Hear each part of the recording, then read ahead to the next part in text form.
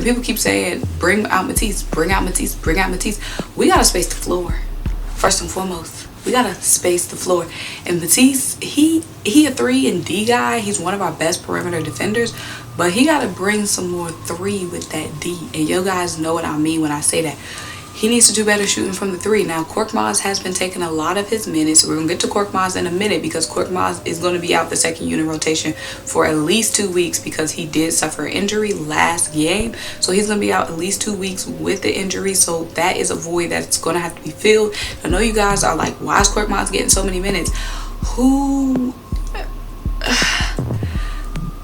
He can shoot better than Matisse.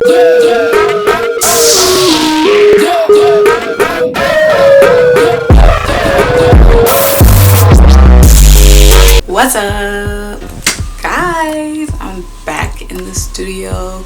Been gone for a while, but all that matters is we're back together with the visuals, because I really feel like I connect deeper with you guys when I'm staring into your souls.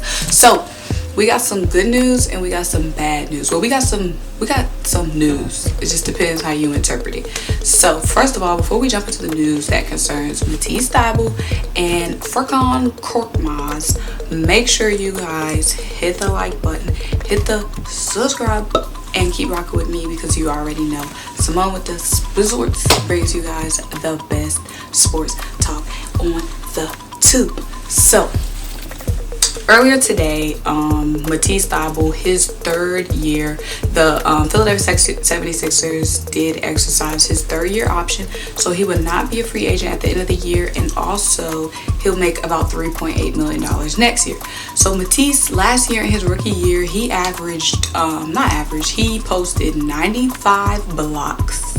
He was just one of 9 players last year to post 90 blocks, and he had about 95, and he had 31 more blocks than the next guy behind him, and he was 4th among rookie in steals with about 45 steals. Also, he shot about 35% from the field. He averaged 20 points per game and posted around 4.7 points per game. This was last season. Now this season is looking totally different from Matisse. Now that we got Doc Rivers here as the coach, Matisse really hasn't played any meaningful minutes. I'm not even sure at this point if he's played at least 5 minutes combined, but he definitely hasn't played any meaningful minutes. Now Doc Rivers said obviously they exercised his 3rd year option, so there is a future for Matisse.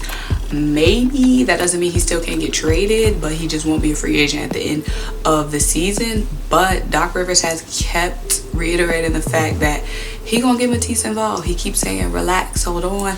Matisse is gonna be a big part of this team. Now Matisse has pretty much been in warm-ups most of the games, like I said, but that's because, guys, and people keep saying, bring out Matisse, bring out Matisse, bring out Matisse. We gotta space the floor. First and foremost, we gotta space the floor.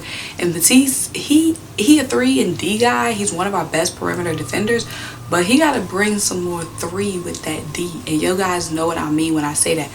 He needs to do better shooting from the 3. Now, Kormaz has been taking a lot of his minutes. We're going to get to Kormaz in a minute because Kormaz is going to be out the second unit rotation for at least 2 weeks because he did suffer an injury last game. So he's going to be out at least 2 weeks with the injury. So that is a void that's going to have to be filled.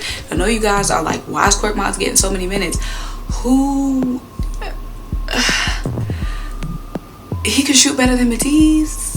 He can shoot better than Matisse, okay? And if we got Ben out there, if we got Matisse out there, if we got Dwight out there in a rotation, nobody's shooting. Who's shooting? Who's spacing? And Danny Green is another guy who's like Matisse. He hasn't been shooting well. Danny has not been shooting well. We got you for 3 and D, but you got to bring that 3 too. So Matisse has really just been out the rotation because, I mean, we got shooters, but we don't have any really bona fide scorers. We don't really have any guys that can really just go get a bucket at will. Like, of course, EMBIID. Ben is that guy when he's posting up. That's not that video. But, yeah, Matisse, he's really just been lost in the rotation because, you know, we got to have guys that can space the floor out there. And I know Doc said he want to be a defensive-minded team. That's why Matisse is still here. And, you know, I definitely see him getting more involved in the rotation, but with Kormaz out, like I said, Kormaz is going to be out at least 2 weeks. It's probably going to be Shake and TYRESE getting more minutes because those are 2 guys who have a good balance of defense and also being able to score.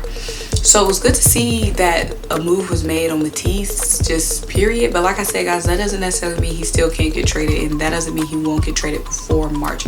So that is something to still look out for, because I know some of you guys were in my comments and you guys were like, the way that Ben played last game, you know, you wouldn't mind, you know, flipping him for Harden, or even if we create a trade package with Tobias that includes Matisse, we could really get some assets in return.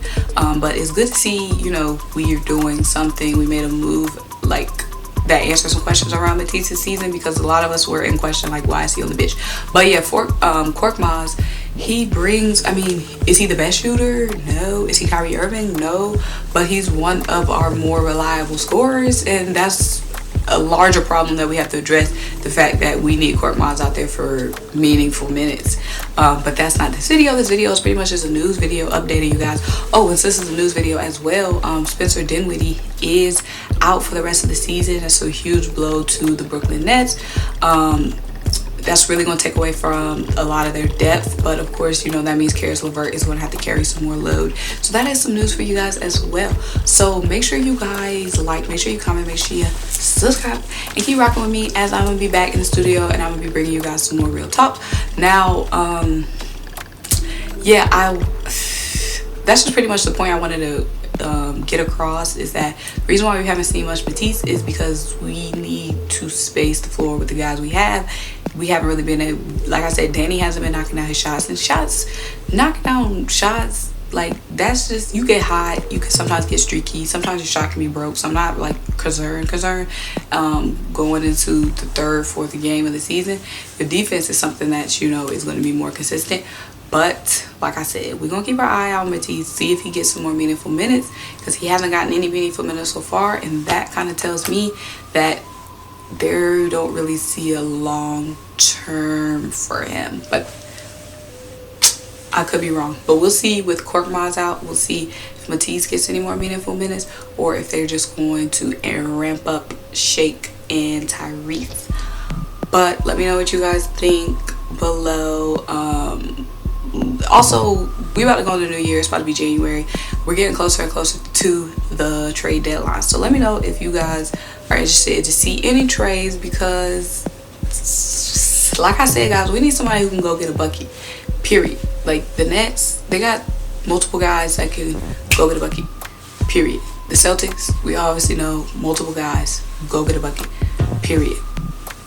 Like, the Heat, we got a couple guys that can go get a bucket, period. We need somebody that can do that for us as well.